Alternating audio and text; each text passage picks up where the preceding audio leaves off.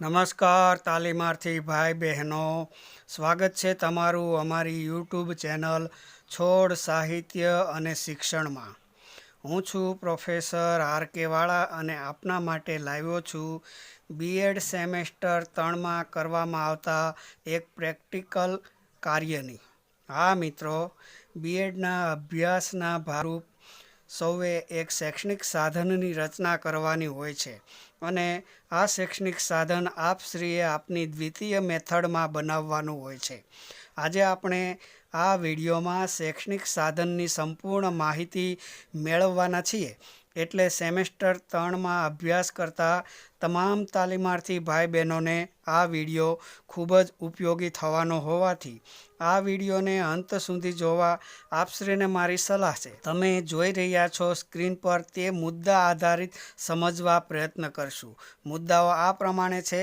પ્રથમ છે પ્રસ્તાવના, બીજું છે શૈક્ષણિક સાધન એટલે શું, ત્રીજું છે શૈક્ષણિક સાધનના પ્રકારો, ચોથું છે ધ્યાનમાં રાખવાની બાબતો, પાંચમું છે શિક્ષણમાં શૈક્ષણિક સાધનનું મહત્ત્વ, છઠ્ઠું છે શૈક્ષણિક સાધનની મર્યાદાઓ, સાતમું છે શૈક્ષણિક સાધનના નમૂનાઓ અને આઠમું છે ઉપસંહાર. 8 જેટલા મુદ્દાઓથી ટીએલએમને આપણે સમજીશું. મિત્રો, આપણે સૌ જાણીએ છીએ કે પ્રાચીન સમયથી જ શિક્ષણની વ્યવસ્થા ચાલે છે. સમય જતાં તેની શિક્ષણ પદ્ધતિ અને શિક્ષણ વ્યવસ્થા બદલતી રહી છે. પ્રાચીન સમયમાં શસ્ત્રો અને શાસ્ત્રોનું શિક્ષણ આપવામાં આવતું હતું. સમાજ બદલાતા સમાજની જરૂરિયાત પણ બદલાય છે અને સમાજની જરૂરિયાત બદલાતા શિક્ષણે પણ બદલવું પડે છે. આ માટે જ શિક્ષકે વિદ્યાર્થીને શીખવવા માટે વર્ગખંડની અંદર અને બહાર અવનવા કાર્યો અને પ્રવૃત્તિઓ કરવી પડતી હોય છે.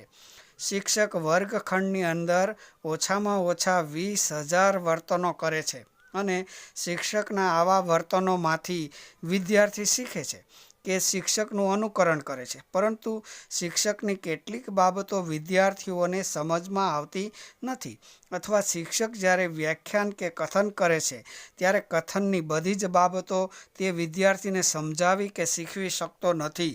આ માટે તેણે અન્ય પ્રવૃત્તિઓ કે સાધનોનો ઉપયોગ કરવો પડે છે. આપણે તેને જ શૈક્ષણિક સાધન કહીએ છીએ. અંગ્રેજીમાં તેને ટીચિંગ લર્નિંગ મટીરિયલ કહેવામાં આવે છે, જ્યારે તેના ટૂંકા રૂપને ટીએલએમ તરીકે ઓળખવામાં આવે છે.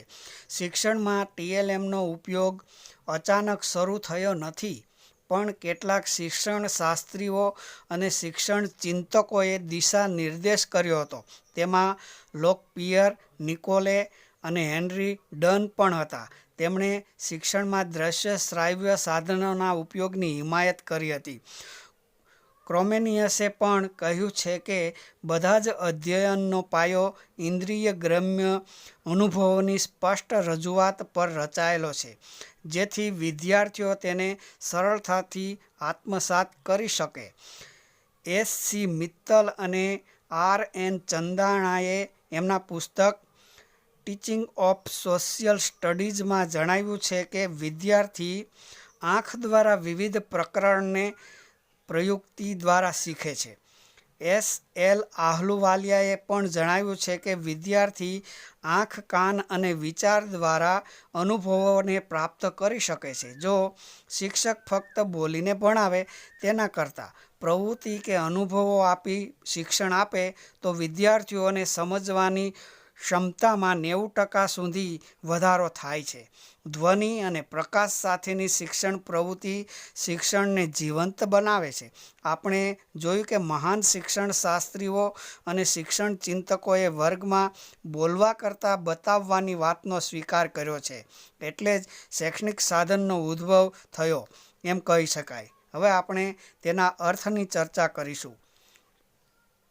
શૈક્ષણિક સાધનનો પ્રથમ અર્થ આ પ્રમાણે છે: શીખવા અને શીખવવાની કોઈપણ સામગ્રી એટલે શૈક્ષણિક સાધન. આ વ્યાખ્યામાં જણાવવામાં આવ્યું છે કે ટીએલએમ એટલે કોઈપણ સાધન કે સામગ્રી હોઈ શકે જે શીખવવામાં ઉપયોગી બને છે. તે નિર્જીવ કે સજીવ પણ હોઈ શકે છે. બીજી વ્યાખ્યા છે, જે વસ્તુ કે બાબતનો ઉપયોગ અભ્યાસક્રમના મુદ્દાને સમજાવવા માટે કરવામાં આવે છે તેને શૈક્ષણિક સાધન કહે છે. આ વ્યાખ્યામાં જણાવવામાં આવ્યું છે કે TLM અભ્યાસક્રમના મુદ્દા સમજાવવા માટે તેનો ઉપયોગ થાય છે. એટલે કે TLM અભ્યાસક્રમ આધારિત હોય છે. ત્યાર પછીની ત્રીજી વ્યાખ્યા આ પ્રમાણે છે, શિક્ષણ આપવા માટે જે પણ સામગ્રી શિક્ષકને મદદરૂપ બને છે તે તમામ શૈક્ષણિક સાધનો છે. એટલે કે વિદ્યાર્થીઓને સમજાવવામાં ઉપયોગી બને છે. ત્યાર પછીનો એનો અર્થ TLMનો આ પ્રમાણે છે, ભણવા અને ભણાવવા માટે શિક્ષક જે સામગ્રી કે સાધનોનો ઉપયોગ કરે છે તે તમામ સાધન સામગ્રી શૈક્ષણિક સાધન ગણી શકાય. તો આ પ્રમાણે તેની કેટલીક વ્યાખ્યાઓ કે તેના અર્થને આપણે જોયો. આપણે ઉપરની બધી જ વ્યાખ્યાઓ જોઈ કે ભણાવતી વખતે વર્ગખંડમાં શિક્ષકે બોલવા સિવાય બતાવવાની સામગ્રીને શૈક્ષણિક સાધન ગણવામાં આવે છે. આપણા મનમાં પ્રશ્ન એ થાય છે કે શિક્ષકને કઈ કઈ સામગ્રી કે સાધનો ભણાવવામાં મદદરૂપ કે ઉપયોગી બનતા હશે? આ સાધનો કે સામગ્રીને સમજવા માટે 4 પ્રકારોમાં વહેંચવામાં આવી છે. તેમાં પ્રથમ છે દ્રશ્ય સાધનો કે સામગ્રી, બીજો પ્રકાર છે શ્રાવ્ય સાધનો કે સામગ્રી, ત્રીજો પ્રકાર છે દ્રશ્ય શ્રાવ્ય સાધન સામગ્રી અને ચોથા પ્રકારમાં આવે છે પ્રવૃત્તિમય બાબતો કે સાધનો. હવે આ 4 પ્રકારોની ટૂંકમાં આપણે સમજ મેળવીએ. પ્રથમ પ્રકાર છે દ્રશ્ય સાધનો. નામ પરથી જ જાણી શકાય છે કે જે સાધનો જોઈ શકાય છે તેવા તમામ સાધનો આમાં આવી શકે. ઉદાહરણ તરીકે નકશા, ચાર્ટ્સ, ચિત્રો, આલેખો, સમયરેખા, નમૂના, પ્રતિકૃતિઓ, હસ્તપ્રત, શિલાલેખો, સિક્કા કે ટિકિટો, સ્ક્રેપબુક, વર્તમાનપત્ર કે સામયિકો, એપિડાયોસ્કોપ, સ્લાઇડ, ફિલ્મ સ્ટ્રીપ, સંદર્ભ ગ્રંથ, ટ્રાન્સપરન્સી અને ફ્લોપી. આ સિવાયના તો ઘણા સાધનો છે, પણ આપણે જોયા તે બધા જ દ્રશ્ય સાધનોમાં તેનો સમાવેશ કરવામાં આવે છે. આવા સાધનો અને આ સિવાયના પણ કેટલાક સાધનો ફક્ત વિદ્યાર્થી જોઈ શકે છે અને વિદ્યાર્થીઓને બતાવી શકાય છે. ત્યાર પછીનો બીજો પ્રકાર છે શ્રાવ્ય સાધનોનો, જે ફક્ત સાંભળી શકાય છે. તેમાં આવે છે રેડિયો, ટેપ રેકોર્ડર, ગ્રામોફોન, વાંચન વગેરેનો સમાવેશ તેમાં કરી શકાય. શૈક્ષણિક સાધનોના ત્રીજા પ્રકારમાં દ્રશ્ય શ્રાવ્ય સાધનો આવે છે. આવા સાધનો જોઈ પણ શકાય છે અને સાંભળી પણ શકાય છે. તેમાં છે ચલચિત્ર, ટીવી, કમ્પ્યુટર, નાટક, ભવાઈ, mobile, laptop, tablet, smart board વગેરે તેમાં આવી શકે છે. શૈક્ષણિક સાધનોના ચોથા પ્રકારમાં પ્રવૃત્તિમય બાબતોની વાત કરવામાં આવી છે. તેમાં વિદ્યાર્થીઓને પ્રવૃત્તિ કરાવવાની તક મળે છે તેવી બાબતો છે. તેમાં આવે છે પ્રવાસ, પર્યટન, પ્રદર્શન, સંગ્રહાલય, બુલેટિન બોર્ડ, ફનેલ બોર્ડ જેવા સાધનોનો સમાવેશ થાય છે. બીએડના આપણા અભ્યાસક્રમમાં સેમેસ્ટર 3માં TLM બનાવવાનું હોય છે. તાલીમાર્થીએ પોતાની પ્રથમ ઇન્ટર્નશીપમાં TLM બનાવવાનું હોય છે અને કોલેજમાં જમા કરાવવાનું હોય છે. વળી તાલીમાર્થીએ બનાવેલ TLMનું અન્ય કોલેજના અથવા યુનિવર્સિટીએ જે અધ્યાપકોની નિમણૂક કરી હોય તે અધ્યાપક TLMનું નિરીક્ષણ કરી માર્ક મૂકે છે. એટલે તાલીમાર્થીએ TLMમાં સારા માર્ક મેળવવા હોય તો TLMમાં પણ સારું બનાવવું પડે અને સારું TLM બનાવવા માટે કઈ બાબતો ધ્યાનમાં રાખવી તે જરૂરી બને છે. તમે જોઈ રહ્યા છો TLM બનાવતી વખતે ધ્યાનમાં રાખવાની બાબતો. આ દરેક બાબતની ચર્ચા આપણે કરીશું. ધ્યાનમાં રાખવાની બાબતોમાં પ્રથમ આવે છે બનાવેલ શૈક્ષણિક સાધન વર્કિંગ પ્રકારનું હોવું જોઈએ. બીજું છે શૈક્ષણિક સાધનમાં સમય, શક્તિ અને ખર્ચ ઓછો થયેલો હોવો જોઈએ. ત્રીજું છે શૈક્ષણિક સાધનની સાઇઝ સપ્રમાણ હોવી જોઈએ. ચોથું છે શૈક્ષણિક સાધનનું વજન સપ્રમાણ રાખવું જોઈએ. પાંચમું છે હેરફેર કરવામાં સરળ હોય તેવું સાધન બનાવવું. છઠ્ઠું છે વિદ્યાર્થીઓને જોવામાં નવીન લાગે તેવું સાધન બનાવવું. સાતમું છે મોટાભાગે આસપાસની વસ્તુઓનો ઉપયોગ શૈક્ષણિક સાધનમાં કરવો. આઠમું છે પાઠ્યપુસ્તક આધારિત સાધન બનાવવું. નવમું છે શૈક્ષણિક સાધનને લટકાવવાની વ્યવસ્થા રાખવી. 10મું છે શૈક્ષણિક સાધનમાં ભાષાકીય ભૂલો ન રાખવી. ત્યાર પછીનું છે શૈક્ષણિક સાધન સાથે કાર્યચર્ચા લખીને રાખવી. 11મું છે TLM રચના સમયનો ફોટો અહેવાલમાં મૂકવો. અને 12મું છે TLMની પાછળ અથવા ખાલી જગ્યામાં તમારી વિગતો લખવી. હવે આપણે ધ્યાન રાખવાની બાબતોની ક્રમિક રીતે ટૂંકમાં ચર્ચા કરીશું. તેમાં પ્રથમ છે શૈક્ષણિક સાધન વર્કિંગ પ્રકારનું બનાવવું, એટલે કે તમારું કામ તેમાં ઓછામાં ઓછું 60% જેટલું હોવું જોઈએ. એટલે તૈયાર TLM લાવવાનું નથી. તમે જોઈ રહ્યા છો તે પ્રમાણે કેટલીક બાબતો ઇન્ટરનેટમાંથી લીધી છે અને મોટાભાગની બાબતોમાં તાલીમાર્થીએ પોતાના હસ્તાક્ષરોથી કામ કર્યું છે. આ TLM વર્કિંગ પ્રકારનું છે. કેટલાક મોડેલ પ્રકારના TLMો પણ વર્કિંગ પ્રકારના ગણાય છે. જેમ તાલીમાર્થીનું વર્ક TLM બનાવવામાં વધારે હોય તે TLM સારું ગણાય અને સારા માર્ક મેળવી શકે તેવું ગણાય છે.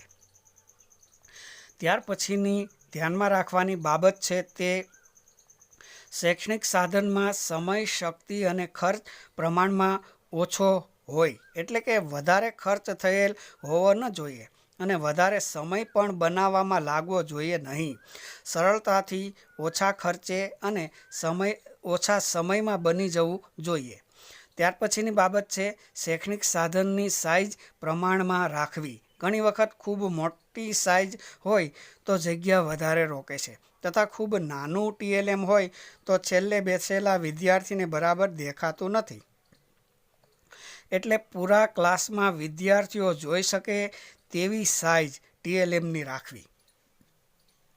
ત્યાર પછીની બાબત છે શૈક્ષણિક સાધનનું વજન પણ સપ્રમાણ રાખવું. જો વધારે વજન હશે તો ઊંચકવામાં તકલીફ પડે, દર્શાવવામાં તકલીફ પડે. સરળતાથી ઊંચકી શકાય એટલા વજનનું TLM બનાવવું. ત્યાર પછીની બાબત છે લાવવા લઈ જવામાં સરળ હોય તે ધ્યાનમાં રાખવું. જો TLM વધારે મોટું હોય તો તેને લઈ જવું મુશ્કેલ બને છે. વળી વધારે વજન હોય તો પણ લઈ જવું મુશ્કેલ બને છે. સાથે જ સાવ તકલાદી હોય તો રસ્તામાં તૂટી જવાનો ભય રહે છે. એટલે લાવવા લઈ જવામાં સરળ રહે એ પ્રમાણનું TLM બનાવવું. ત્યાર પછીની બાબત છે વિદ્યાર્થીઓને જોવામાં નવીન લાગે તે બાબતનું TLM હોવું જોઈએ. જ્યારે TLM બનાવવામાં આવે ત્યારે વિદ્યાર્થીને નવીન લાગવું જોઈએ. બની શકે તો વિદ્યાર્થીઓએ ક્યારે પણ ન જોયું હોય અથવા અલગ હોય એવું TLM બનાવવું. ઉદાહરણ તરીકે હાથીને આપણે વર્ગખંડમાં લાવી શકતા નથી, પણ હાથીનો નાનો નમૂનો લાવી બતાવીએ તો વિદ્યાર્થીઓને નવીન લાગે. બીજું કે માચીસ નાનું હોય પણ વર્ગમાં દર્શાવવા માટે માચીસની થોડી મોટી સાઇઝ હોય તો વિદ્યાર્થીને નવીન લાગે છે. તો આવું નવીન લાગે તેવા TLM બનાવવા જોઈએ. ત્યાર પછીની બાબત છે મોટાભાગે શૈક્ષણિક સાધનોમાં આસપાસની વસ્તુઓનો જ ઉપયોગ કરવો, જેથી વિદ્યાર્થીઓ આ વસ્તુઓને જાણતા અને ઓળખતા હોય. ઉદાહરણ તરીકે ફળોનો ચાર્ટ અથવા પ્રાણીઓનો ચાર્ટ બનાવવો હોય તો પોતાના વિસ્તારમાં જોવા મળતા ફળો કે પ્રાણીઓનો જ ઉપયોગ કરવો, જેથી વિદ્યાર્થી તરત જ ઓળખી શકે. વિદેશી ફળો અથવા પ્રાણીઓ જો તેમાં સમાવેશ કરેલો હોય તો વિદ્યાર્થીઓ તે ઓળખી શકતા નથી. ત્યાર પછીની બાબત છે પાઠ્યપુસ્તક આધારિત TLM બનાવવું. આપણે પાઠ્યપુસ્તકના મુદ્દાઓ સમજાવવા માટે જ TLMનો ઉપયોગ કરીએ છીએ. એટલે જો TLM પાઠ્યપુસ્તકના મુદ્દાઓ આધારિત બનાવવામાં આવ્યું હોય તો જ તે શિક્ષણમાં આપણને ઉપયોગી બને છે. એટલે TLM પાઠ્યપુસ્તક આધારિત જ બનાવવાનો આગ્રહ રાખવો જોઈએ. ત્યાર પછી ની ધ્યાન રાખવાની બાબત છે શૈક્ષણિક સાધનને લટકાવવા માટેની વ્યવસ્થા રાખવી, કારણ કે જરૂર પડે ત્યારે આપણે TLMને લટકાવીએ છીએ અને જો હાથમાં પકડીને વર્ગમાં આંટા મારીએ તો એ સારી છાપ પડતી નથી. એટલે લટકાવી શકાય તેવા તમામ TLMને લટકાવવા માટેનો હૂક અવશ્ય રાખવો. ત્યાર પછીની ધ્યાન રાખવાની બાબત છે TLM સાથે કાર્ય ચર્ચા મૂકવી. તમારે TLM ઇન્ટર્નશીપમાં બનાવવાનું હોય છે, એટલે TLM બનાવવામાં કયા કયા સાધનો અને સામગ્રીનો ઉપયોગ કરો છો તથા TLM બનાવવાની પૂરી રીત કે પદ્ધતિ તમારે ટૂંકમાં કાગળમાં લખી તેના પર પ્લાસ્ટિકનું કવર લગાવવું અથવા પૂઠા પર કાર્યચર્ચા ચોંટાડવી અથવા ફાઇલમાં કાર્યચર્ચા આપવી, જેનાથી તમે કઈ રીતે TLM બનાવ્યું તે જાણી શકાશે તથા અન્ય વિદ્યાર્થીઓને માર્ગદર્શન રૂપ પણ બનશે. કાર્યચર્ચામાં ખાલી જગ્યામાં તમે તમારી વિગતો પણ લખી શકો, જેમ કે વિષય, રોલ નંબર વગેરે. ત્યાર પછીની બાબત છે શૈક્ષણિક સાધનમાં ભાષાકીય ભૂલો ન થાય તેની કાળજી રાખવી, કારણ કે ભાષાકીય ભૂલો હશે તો નિરીક્ષકોના ધ્યાનમાં આવશે અને તેની સીધી અસર માર્ક પર પણ થવાની છે તથા વર્ગમાં જ્યારે દર્શાવવામાં આવે ત્યારે પણ વર્ગમાં ભૂલો દેખાય છે અને એક શિક્ષક તરીકે આપણી છાપ નબળી પડે છે. ત્યાર પછીની છેલ્લી ધ્યાનમાં રાખવાની બાબત છે TLM રચના સમયનો ફોટો ઇન્ટર્નશીપના અહેવાલના ચોપડામાં લગાવવો. જ્યારે તમે TLM બનાવતા હોય ત્યારે એક ફોટો પાડી લેવો અને તે ફોટો અહેવાલમાં મૂકવો. જો આટલી બાબતોનું TLM બનાવવામાં ધ્યાન રાખવામાં આવે તો એક સારું અને સુંદર TLM બનાવી શકાય છે અને સારા માર્ક મેળવી શકાય છે. હવે આપણે ચર્ચા કરીશું TLMનું શિક્ષણમાં કેવું મહત્ત્વ છે તેની બાબતો. મિત્રો, TLMનું શિક્ષણમાં જેટલું મહત્ત્વ આંકીએ તેના કરતાં અનેક ગણું રહેલું છે. અહીં આપણે તેના કેટલાક મુદ્દાઓ જોઈશું. તેમાં પ્રથમ છે શિક્ષણને પ્રભાવશાળી અને રોચક બનાવવા માટે TLM મહત્ત્વના છે. બીજું છે અઘરી બાબતોને સરળતાથી સમજાવવા માટે TLMનું મહત્ત્વ છે. ત્રીજું છે શિક્ષણના અમૂર્ત વિચારોને મૂર્ત રૂપમાં દર્શાવવા માટે TLM મહત્ત્વનું છે. ચોથું છે વિદ્યાર્થીઓનું ધ્યાન શિક્ષણ તરફ ખેંચવા માટે TLM મહત્ત્વના છે. પાંચમું છે વિદ્યાર્થીઓને સક્રિય અને શિસ્તમાં રાખવા માટે TLM મહત્ત્વના છે. છઠ્ઠું છે TLM વર્ગના વાતાવરણને ઉત્સાહિત અને રસદાયક બનાવે છે. સાતમું છે TLMથી ઓછા સમયમાં વધારે જ્ઞાન આપી શકાય છે. આઠમું છે TLM દ્વારા મેળવેલ જ્ઞાન લાંબો સમય સુધી ટકી રહે છે. નવમું છે TLM શિક્ષક અને વિદ્યાર્થીને સક્રિય રાખે છે. 10મું છે TLM દ્વારા વિદ્યાર્થીઓની સમજણમાં વધારો કરી શકાય છે. 11મું છે TLM વિદ્યાર્થીને સર્જનાત્મકતા તરફ દોરી જાય છે. 12મું છે TLMથી જુદી જુદી શૈલીથી શીખવાની વિદ્યાર્થીઓને તક મળે છે. 13મું છે TLM દ્વારા વિદ્યાર્થીઓને નવા ખ્યાલો અને વિચારો આપી શકાય છે. 14મું છે TLM દ્વારા વિદ્યાર્થીઓને શીખવેલ ખ્યાલો મજબૂત બને છે. 15મું છે વર્ગખંડના શિક્ષણમાં વિવિધતા દ્વારા નવીનતા લાવી શકાય છે. 16મું છે TLM શિક્ષણ પ્રક્રિયાને રસદાયક અને ફળદાયક બનાવી શકે છે. 17મું છે વિદ્યાર્થીમાં રસ, રુચિ અને વલણનો વિકાસ કરી શકાય છે. 18મું છે શિક્ષણમાં વિદ્યાર્થીઓની ભાગીદારી વધારી શકાય છે.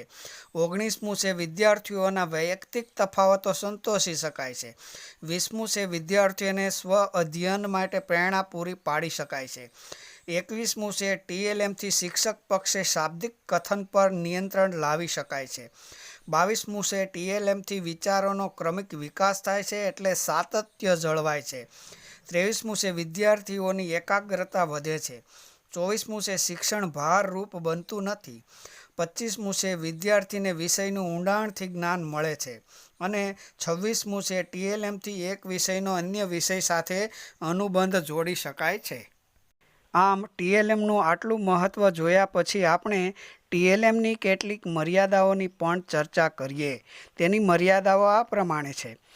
ટીએલએમની પ્રથમ મર્યાદા છે વર્ગખંડમાં સાધનો લાવવા લઈ જવા મુશ્કેલી આવે છે.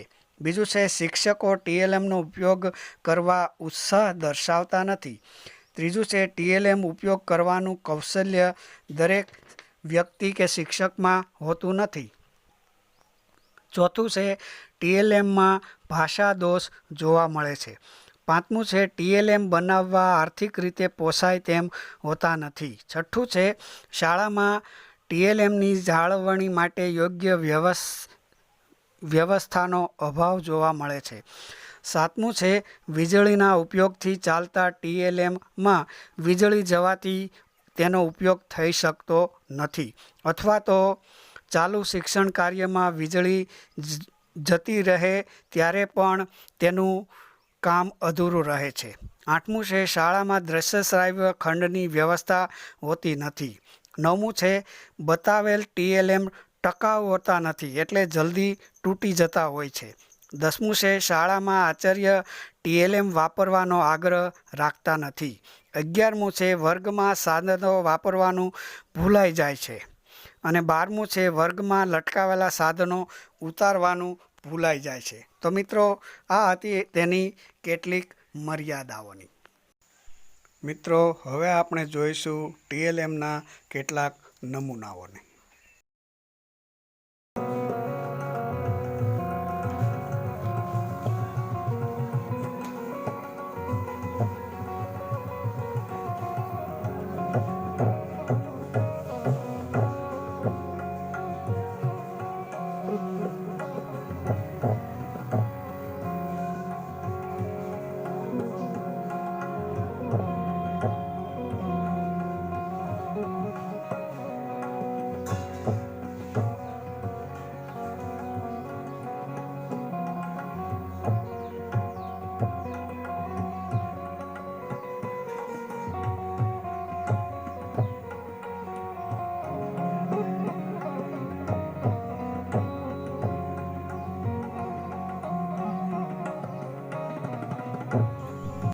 તો મિત્રો આ હતા ટીએલએમના કેટલાક નમૂનાઓ. આ નમૂનાઓ પરથી માર્ગદર્શન લઈ તમે એક નવું સરસ મજાનું ટીએલએમ બનાવી શકશો. તો અહીં આ વિડીયો પૂર્ણ થાય છે. વિડીયો ગમ્યો હોય તો વિડીયોને લાઇક, શેર અને કોમેન્ટ કરજો. તથા અમારી ચેનલમાં હજુ જોડાયા ન હોય તો અમારી ચેનલને સબસ્ક્રાઈબ કરી અમારા પરિવારના સભ્ય બનશો. આપણે ફરી મળીશું એક નવા જ વિડીયો સાથે. ત્યાં સુધી આપ શૈક્ષણિક પ્રગતિ કરતા રહો એવી આશા સાથે આપ સૌનો ખૂબ ખૂબ આભાર. ધન્યવાદ.